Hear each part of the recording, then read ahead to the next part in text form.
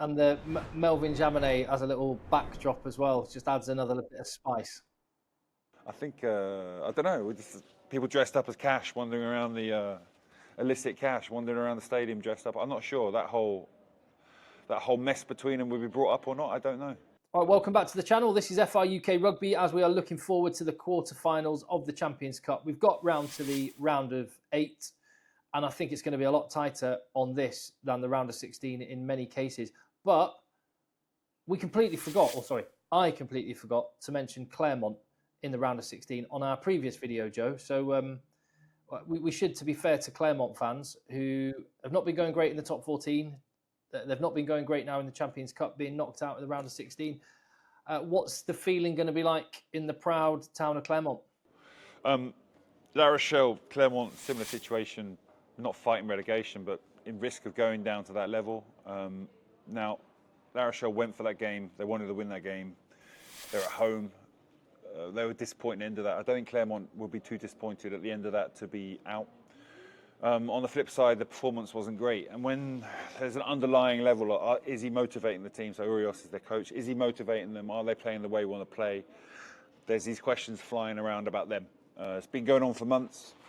Another performance like that is yet another bullet in the gun for the people that want to get rid of a coach who's in charge at that point. So in terms of that, if they lose in the league in the next couple of weeks, it could be an interesting period for Clermont. As we look forward to the quarterfinals then, and as you're watching, please hit subscribe on the channel and leave your comment down below. There are 4 French teams involved in the quarterfinals, 2 away from home, 2 at home. How many will make it through to the semi-finals remains to be seen. Let's start with the one where we know there's going to be a French team eliminated, and that's at the Stade Félix Mayol, Toulon against Toulouse.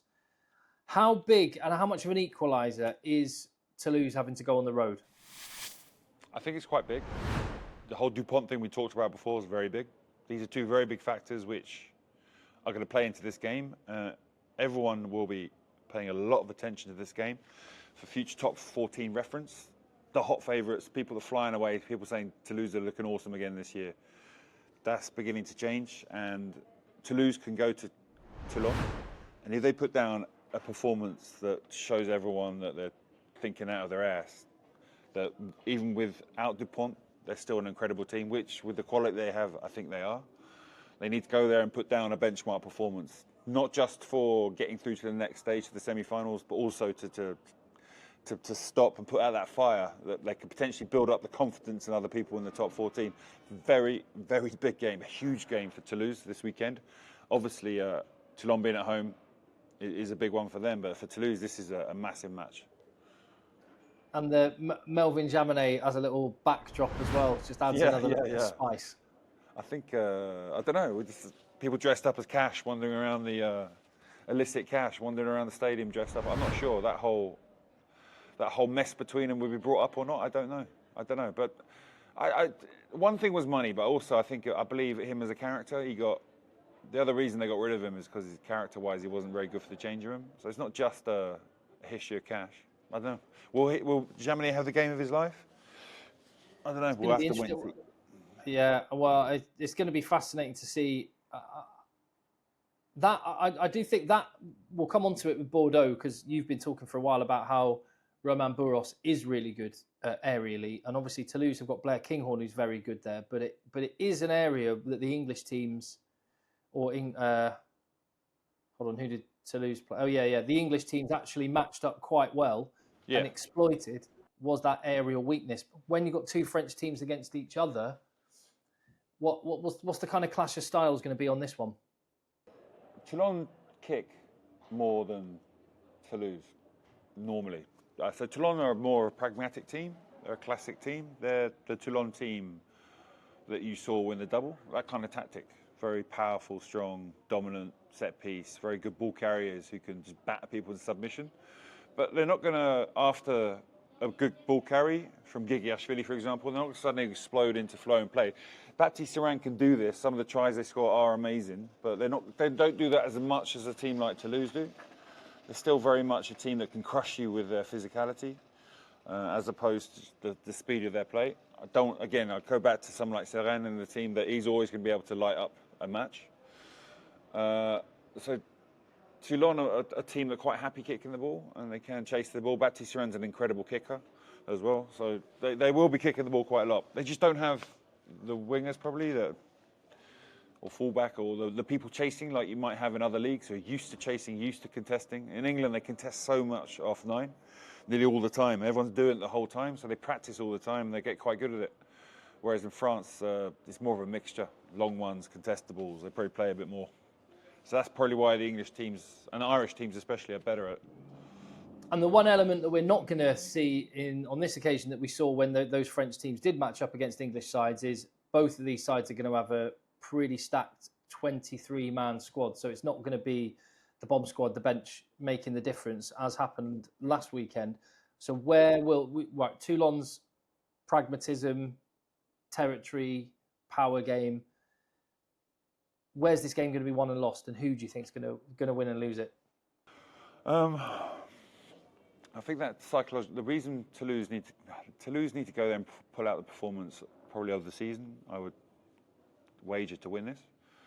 I think they're capable of doing it. Now, to do that, they need to physically be able to match Toulon, which they're capable of doing. The scrum, again, is an area they can do that. The maul, an area they can match physically against Toulon, which are huge factors they have. The kicking game, yes, that's going to be a big one as well. Kinghorn, Grau, if his kicking game holds up, should be okay. You got Ramos and Natamak taking the pressure off him, though, who can also kick phenomenally well. I think that side of the game is going to be huge. But then Toulouse's ability to speed the game up. I'm going to say Toulouse just because I think they're a massive animal and they need a win when they need a win. And it's the moment of the season to do it. I think they're going to go for it. And Toulon won't be able to score enough points to stay with Toulouse, I think. Going to be really, really interesting. So in the balance, that game. I can't wait. As for the other quarterfinals, we've got Bordeaux at home and they face Munster. And the way that Munster played against La Rochelle, again, and the way that Bordeaux weren't quite firing on all cylinders, you can see the slight soft underbelly with Bordeaux that a team like Munster specifically could exploit. Yeah, but we talked about maybe Bordeaux having them, but I think they'll put their big gun, everyone on the pitch for this game. They rested half the squad against Racing. They rested half of it against Ulster. And I think they're going to come out in this game with everybody. Now, so who was it? Who wasn't involved? Beat them. Who was not involved in this at the weekend that we're expecting to be involved? Luku, Bielberry weren't playing. Gazzotti wasn't in. Yeah, they rested the week before. They'd rested. They got Petty in the second for row. The week after. So Luku was in, and they rested Luku against Racing and some other players. I think Bielberry. Jalibert was started on the bench. He'll be starting. Yeah, he started on the bench. So they've been trying to keep their team as fresh as possible for this. I think it's been their plan coming out of the Six Nations. Okay, and I think they might go with they've been playing a little bit Guido Petty on one of the flanks as well, just as an extra line out. They do have a couple of injury issues, I think.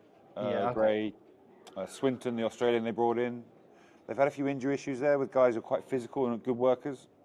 So if anywhere you're going to beat them, it'll be there. If you can dominate them up front.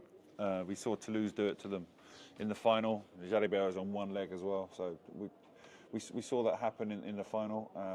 So Munster would have to go out there with that kind of game plan just to crush them physically, and the few times they get away, try and rein it in and stop them from scoring. But they got the character, haven't they, Munster? They're an incredible team. The spirit they went to La Rochelle was pretty amazing. And straight after the game, the comments coming from them are all about, this wasn't our final, we want to carry on. As you've mentioned, one of the things that Munster did do very, very well was their tactical kicking. Jack Crowley, Craig Casey were both excellent with that, and their wingers were relentless in chasing it and stuff. But Bordeaux do have someone in a different mould for French teams at the back there in Romain Bourros, and then with Le Beep Beep and Penaud. Yeah, so they're going to have to kick really well, or they're going to be shredded. Yeah, because it's a risk if you do it badly. those guys come back at you. But also, Barros is great under the high ball.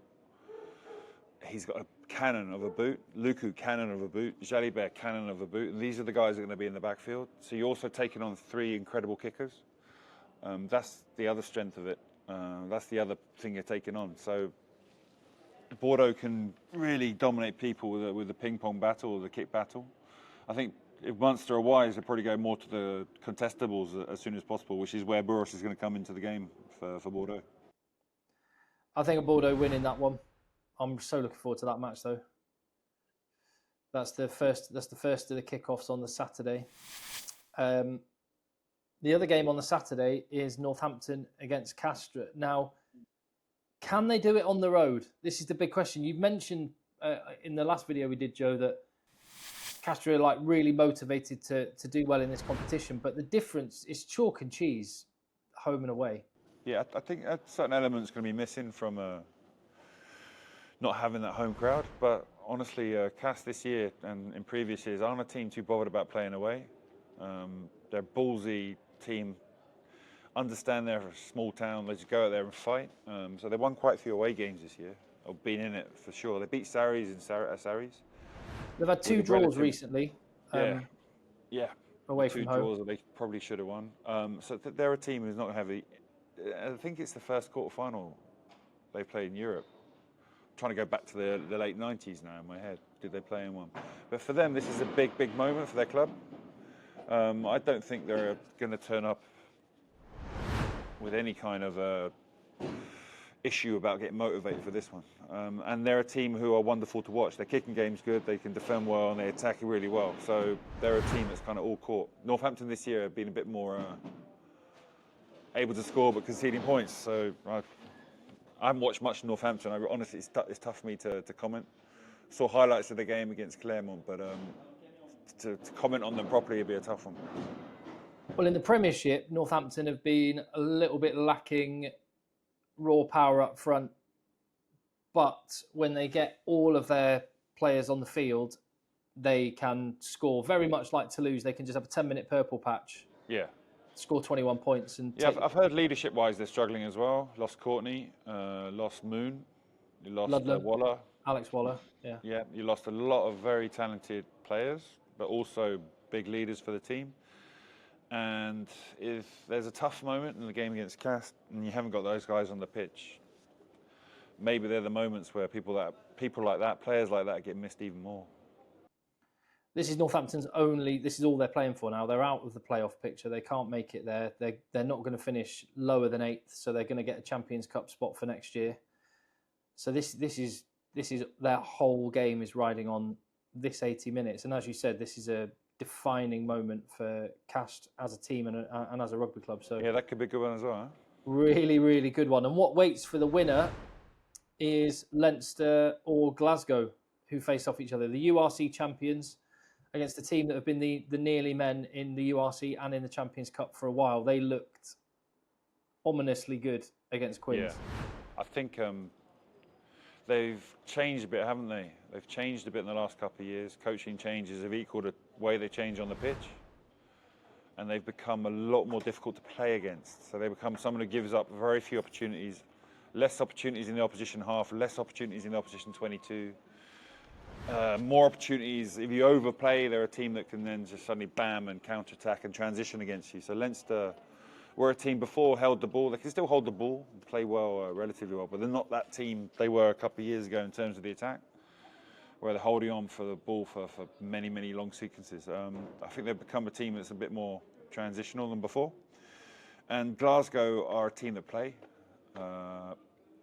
So either it's going to be a massively high-scoring game for Glasgow to win, or Glasgow get shut down completely and lose by a couple of scores. I think it's probably going to pan out like that. You're a defence coach, Joe. One thing noticed watching Leinster lately seems to be like flying maybe the second or third or maybe third and fourth guy from a ruck in a defensive line, shooting those guys up to close down that ball out the back option. Yeah. Is that a trend that you're seeing a bit more of? It takes quite a lot of mental change for players to go from what they were doing before, especially at Leinster. From going from their line speed before was nothing like it is now. It's quite a mental change to do that initially. That's the stage one. But the more difficult stage is they've got to know when to do it. We use in attack on fast ball, you change your mindset and do something else. You attack the space. If it's not fast ball, you would use your structure. In defence, you're staying in structure if the ball's slow. But as soon as it becomes fast, if you fly out the line you'll be on your own. There'll be holes around you and you're screwed. So for me, the teams that can adapt better are the ones that are going to be the best defence. So you've got to be able to come up like that, and you've got to be able to realise it's not on and control it at the right moments. And Leinster, with the coaching they've got, are got pretty good at that. South Africa are very good at it. And I'd say it's probably their biggest strength now, shutting down the opposition. So it'd be interesting to watch two different kind of teams playing against each other. It'd be interesting this weekend. Yeah, that's a really interesting matchup. So come on then, predictions for the semi-finals. Are we thinking Leinster are going to be at home at the Aviva in one semi-final? Leinster, and then Northampton or Castres? I'm going to say that one I can't call. I really can't call because I don't know if Castres... I'm going to say Castres. I used to coach them. Purely for that. I think I've got feeling says Saints there. Leinster v Saints. Yeah, a repeat of last year's, my brain says Saints there. Yeah, a repeat of last year's semi-final, which I think will go the same way again. Yeah. But I'm getting ahead of myself. And the other one, Bordeaux to come through against Munster. Yep, and Bordeaux Toulouse semi, I think. But again, that Toulon game is going to be, I think, the fixture of the whole round because of the context. The context of what follows on from that if Toulouse get it wrong. Yeah, and that game, Toulouse go into the football stadium in Bordeaux, 42,000 people watching that would be some moment. Well, if Bordeaux get there, whoever they end up playing, and I think that is where, if there's one of those French teams playing the semi-final, it would be at that stadium. Or would it be in Marseille if Toulon? I can't remember. I think it's the nearest stadium over a certain amount. Yeah, I can't remember the permutations, but that's as we see it. Let us know what you think in the comments down below. Teams will get announced in the coming days, and then we'll be here to review the action after it happens. See you on the next one.